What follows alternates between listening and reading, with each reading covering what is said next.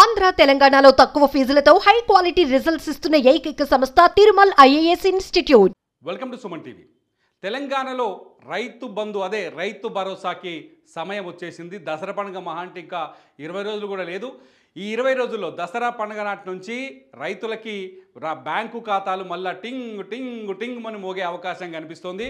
రైతు భరోసా దసరా నుంచి మొదలు పెట్టాలని రేవంత్ రెడ్డి ప్రభుత్వం ఆలోచిస్తోంది. ఇప్పటికే రైతు గత పంటకు పోయిన పంటకు పాత సర్కార్ ఎప్పుడైతే కేసీఆర్ ప్రభుత్వం ఇచ్చిపోయిందో ఎకరానికి 5,000 లెక్క, పంటకు ఎకరానికి 5,000 ఇచ్చిరు.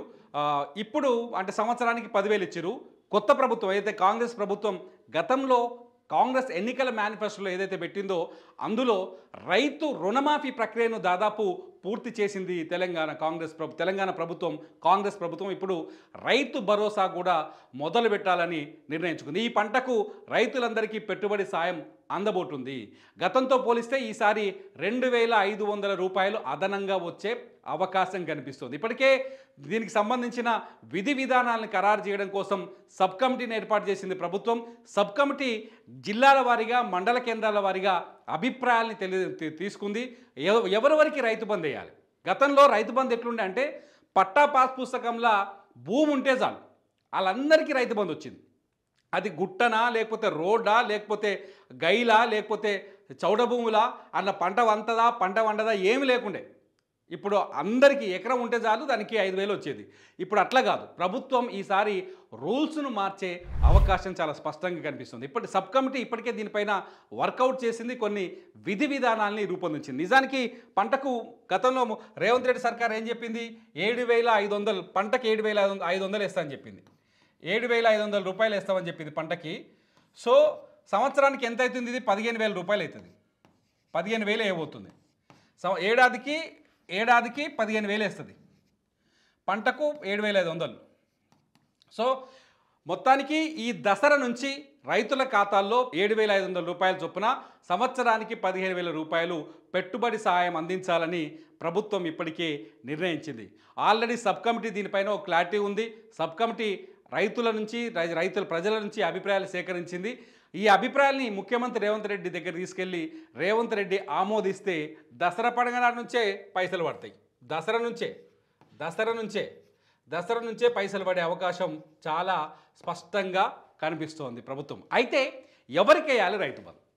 5 గుంటల భూమి ఉన్నోళ్ళు ఉన్నారు మన దగ్గర, 2 గుంటల భూమి ఉన్నోళ్ళు ఉన్నారు మన దగ్గర, ఎకరంలో భూమి ఉన్నోళ్ళు చాలా మంది ఉన్నారు, ఎకరం తర్వాత 5 ఎకరాల లోపు ఉన్నోళ్ళు కొంతమంది ఉన్నారు, 10 ఎకరాల లోపు ఉన్నోళ్ళు కొంతమంది ఉన్నారు, 8 ఎకరాల లోపు ఉన్నోళ్ళు కొంతమంది ఉన్నారు, 20 ఎకరాలు ఉన్నోళ్ళు ఉన్నారు, 100 ఎకరాలు ఉన్నోళ్ళు కూడా ఉన్నారు. 100 ఎకరాలు ఉన్నోళ్ళు కూడా గత ప్రభుత్వంలో అందరికి పడ్డది రైతు బంధు. చెప్పినా కదా, ఎకరం భూమి ఉంటే దానికి 5,000 వచ్చినాయి. ఎన్ని వేలు 100 ఎకరాలు. ఇందులో ఎంపీలు ఉన్నారు, గతంలో పైసలు తీసుకున్న వాళ్ళు, ఎమ్మెల్యేలు ఉన్నారు, భూస్వాములు ఉన్నారు, రియల్ ఎస్టేట్ వాళ్ళు ఉన్నారు, కోట్లు డబ్బులు ఉన్న వాళ్ళు ఉన్నారు. వీళ్ళకు కూడా రైతు బంధు పడ్డది. ఇక్కడ నుంచి ఆ పద్ధతి ఉండదనేది గవర్నమెంట్ సూచనలు అందిస్తోంది. దసరా నుంచి కేవలం ఏదైతే పొలం సాగు చేస్తారో సాగు చేసే భూమికే రైతు భరోసా ఇవ్వాలని, అంటే రైతు బంధు ఇవ్వాలని గవర్నమెంట్ నిర్ణయించినట్టుగా తెలుస్తుంది.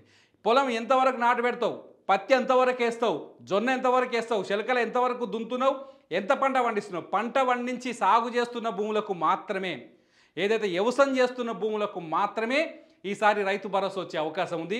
వ్యవసాయం చేయని భూమిని, పడవబడ్డ భూముల్ని, గైలు రాళ్ళు బోళ్ళు ఉంటాయి చూసినావా, వీటికి ఈసారి రైతు భరోసా అందే అవకాశం లేదు. ఒకవేళ వీటన్నింటికి ఇవ్వాలంటే పైసలు దుబారైతున్నాయి. ఇప్పటికే గవర్నమెంట్ చెప్తుంది దాదాపు 25,000 కోట్లు ఈ గైళ్ళ భూమికే పోయినాయట. 25,000 కోట్లు. ఏది పనికిరాని భూములకు పైసలు వేయడం వల్ల రైతు బంధు ద్వారా 25,000 కోట్ల రూపాయలు వీటికే పోయిందట.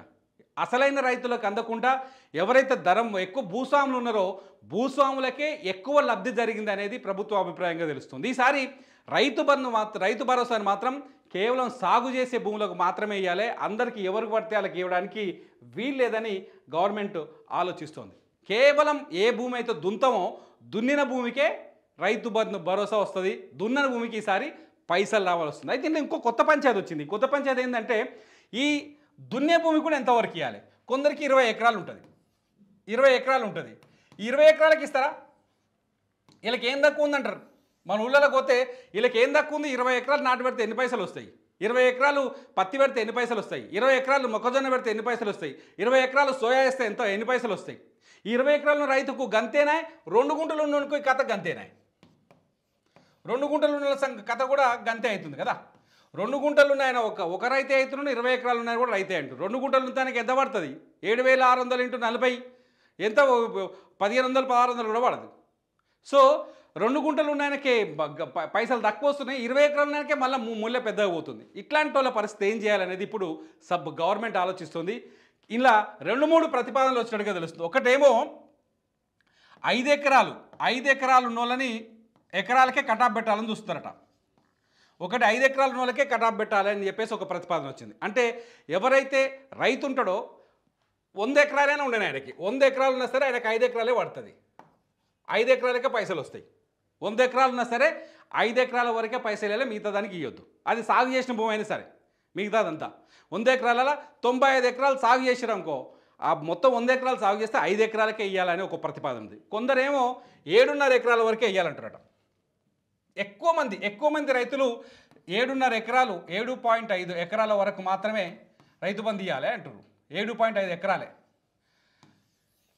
ఈ రైతు భరోసాని 7.5 ఎకరాలు ఉన్న వరకు ఇస్తే చాలు, అప్పుడు ఎక్కువ మంది రైతులకు ప్రయోజనం కలుగుతుంది అనేది ప్రభుత్వం ఆలోచిస్తుంది. 7.5 ఎకరాలంటే దాదాపు తెలంగాణలో ప్రతి రైతుకి ప్రయోజనం దక్కుతుందని గవర్నమెంట్ ఆలోచిస్తుంది. 5 ఎకరాల వరకు కూడా దక్కుతుంది, కానీ ఎక్కువ మంది 5 ఎకరాల కంటే 7.5 ఎకరాలు ఉంటే ఆ పంట లేకపోతే ఖర్చుకు దానికి సమాంతరమైందని చెప్పేసి ఒక ప్రతిపాదన వచ్చినట్టు తెలుస్తుంది.